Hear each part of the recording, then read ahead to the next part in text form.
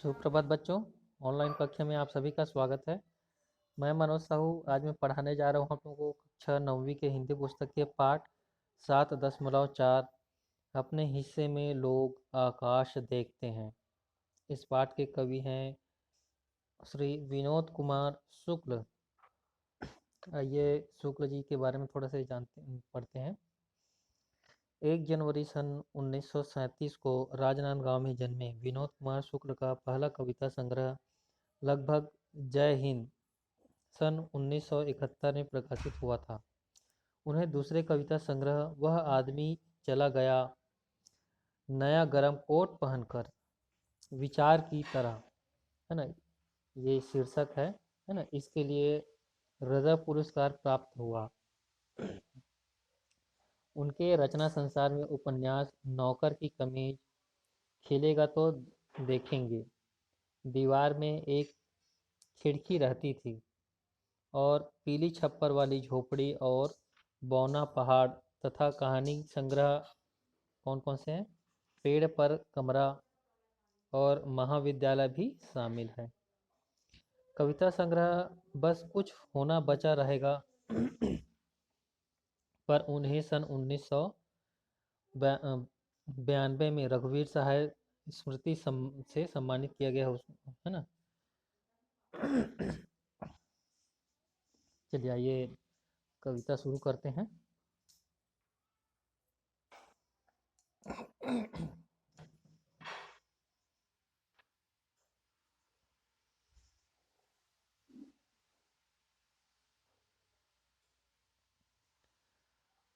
अपने हिस्से में लोग आकाश देखते हैं और पूरा आकाश देख लेते हैं।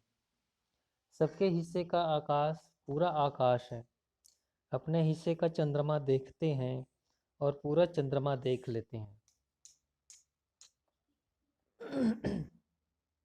आइए यहाँ पर व्याख्या देखते हैं। भूमंडल में रहते हुए लोग अपने अंश या भाग या हिस्सा में आकाश जैसे महत्वाकांक्षाएं रखते हैं, अर्थात अपने अपने भाग या अपने हिस्से के जो जमीन पर रहकर अपने हिस्से का आकाश देखने को कहते हैं। परंतु उसके विपरीत वे पूरा आकाश मंडल को पूरा आकाश मंडल जो सबका है, अर्थात आकाश में उच्च आकांक्षाओं को धारण सभी कर लेते हैं, उस पर अपना प्रभुत्व समझने लगते हैं। विकासशील इस युग में लोग चंद्रमा में जीवन यापन करने हेतु अपने हिस्से का चंद्रमा देखते हैं, परंतु वे न केवल अपने भाग का चंद्रमा देखते हैं बल्कि पूरे चंद्रमा को देख लेते हैं। कहने का मतलब यह है कि लोगों की जो इच्छाएं हैं वो अनंत है। आकाश जिस प्रकार से कोई और छोर नहीं है, उसी प्रकार लोगों के जो आकांक्षाएं हैं, इच्छाएं हैं, वो अनंत है ना। तो अपने हिस्से का आकाश देखना मतलब अपनी इच्छाओं को पूरा करने के लिए मतलब बोल रहे हैं, लेकिन वो उनकी इच्छाएं पूरी होती ही नहीं है ना, इसलिए वो सभी चीज को अपना समझने लगता है। चलिए आगे देखते हैं। सबके हिस्से की जैसी तैसी सांस सब पाते हैं। वह जो घर के बगीचे में बैठा हुआ अखबार पढ़ रहा है, और वह भी जो बदबू और गंदगी के घेरे में जिंदा है।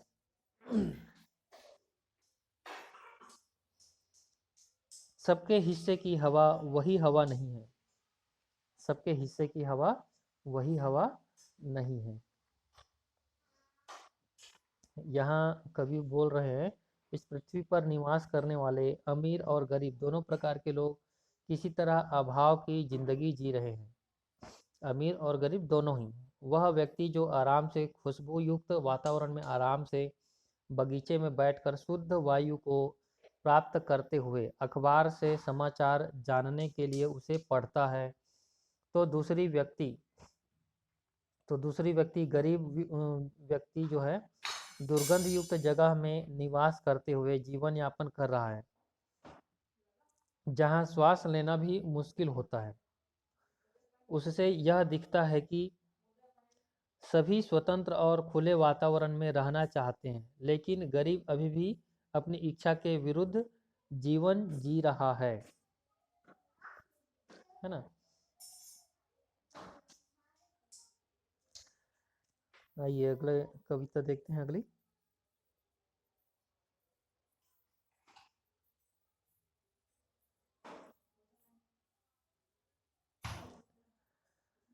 अपने हिस्से की भूख के साथ, अपने हिस्से की भूख के साथ सब नहीं पाते अपने हिस्से का पूरा भात।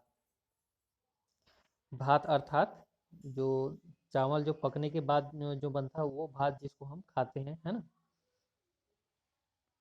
बाजार में जो दिख रही है तंदूर में बनती हुई रोटी, सबके हिस्से की बनती हुई रोटी नहीं है। जो सबकी घड़ी में बज रहा है वह सबके हिस्से का समय नहीं है इस समय। आइए यहाँ व्याख्या देखते हैं इस कविता की। इस धरती पर सभी को पूर्ण रूप से स्वतंत्र रहकर यहाँ प्राप्त रहने वाले भोज्य पदार्थ मतलब जो खाने योग्य जो पदार्थ है ना, वह अन्य पदार्थों में सबका अधिकार है। लेकिन अमीर सत्ताधारी पूंजीपतियों के द्वारा, अमीर लोग जो है जिनके जो सत्ताधारी भी है ना, ऐसे पूंजीपतियों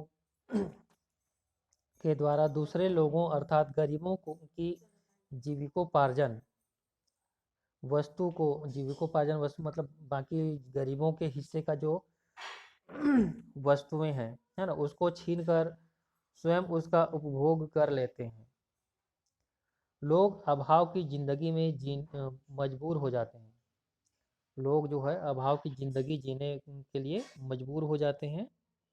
एक तरफ अमीर लोग बाजार में बने होटलों में तंदूरी रोटी अर्थात मनपसंद भोजन या सुखपूर्वक भौतिक संसाधनों का, सुखपूर्वक भौतिक संसाधन मतलब फ्रिज, एसी, टीवी, कार, इस तरह की जो सुविधा बढ़ाने वाले जो वस्तुएं हैं, है ना, हम उसको भौतिक संसाधन बोलेंगे।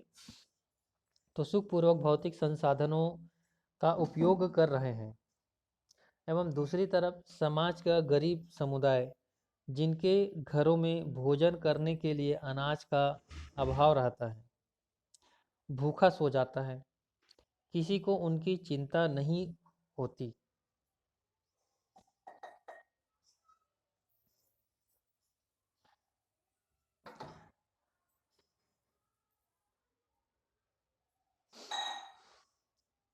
बल्कि पूंजीपतियों के द्वारा उनका शोषण किया जाता है।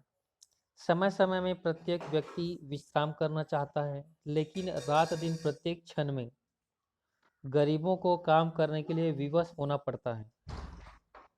विश्राम करने का उनके पास समय नहीं मिलता, उन्हें समय नहीं मिलता है।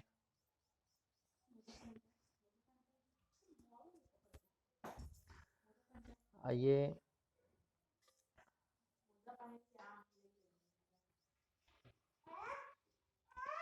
इसमें हम देख रहे हैं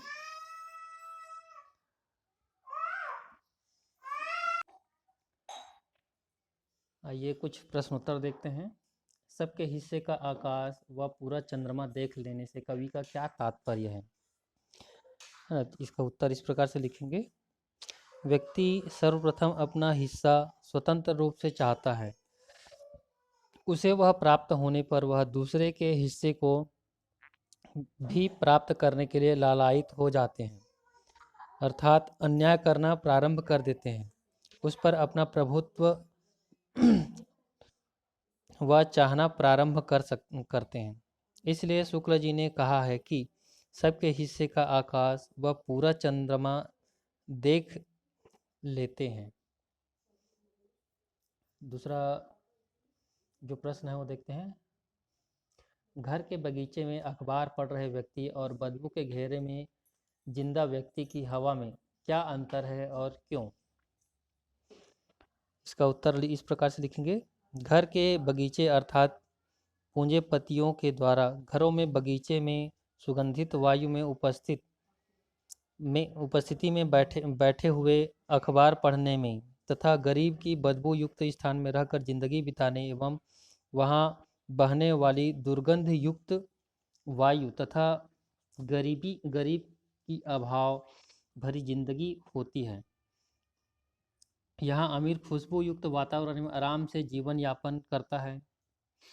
गरीब को अभाव एवं दुर्गंध युक्त वातावरण जीना पड़ता है। आइए अगला प्रश्न देखते हैं। कौन लोग अपने हिस्से की भूख के साथ अपना भात नहीं पा रहे हैं? नहीं, ये देखते हैं। इसका उत्तर इस प्रकार से लिखेंगे। पूंजीपति दबंग व्यक्तियों के द्वारा गरीबों के हिस्से का भात अर्थात भोजन जीविकोपार्जन का सहारा छीन लिया जाता है। वे उन्हें विकसित एवं सुखी नहीं देखना चाहते, इसलिए उनके साथ अन्याय करते हैं। इसके फलस्वरूप गरीब लोग अपने हिस्से की भूख के साथ अपना भात नहीं पा रहे हैं।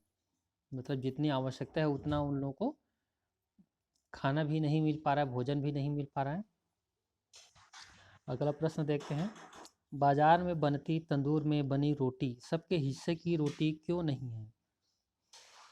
आइए इसका उत्तर इस प्रकार से लिखेंगे। बाजार में बनती तंदूर में बनी रोटी केवल अमीर पूंजीपतियों के लिए होती है, क्योंकि वे अपने धन के बल पर वे उसका भोगते हैं। गरीब लोग जिन्हें सामान्य भोजन जीने के लिए तथा भूखा रहकर ही भी सोना पड़ता है, इसलिए तंदूर में बनी रोटी सबके हिस्से की रोटी नहीं होती है। आइए पांचवा प्रश्न देखते हैं। सबके घड़ी में बज रहा वह सबके लिए समान नहीं है, इसका क्या अभिप्राय है? आइए इसका उत्तर इस प्रकार से लिखेंगे। हर व्यक्ति का समय एक समान नहीं होता है, उतार चढ़ाव आता है, परंतु दबंग धनी व्यक्तियों के द्वारा किसी भी कार्य को समय से पूरा करने का प्रयास किया जाता है। वह उस काम को स्वयं न करके गरीबों से दिन रात मेहनत करवाकर पूरा करते हैं। इसलिए गरीबों के लिए समान घड़ी नहीं होती। उनको दिन रात काम करना पड़ता है, उनको विश्राम का समय नहीं मिलता है।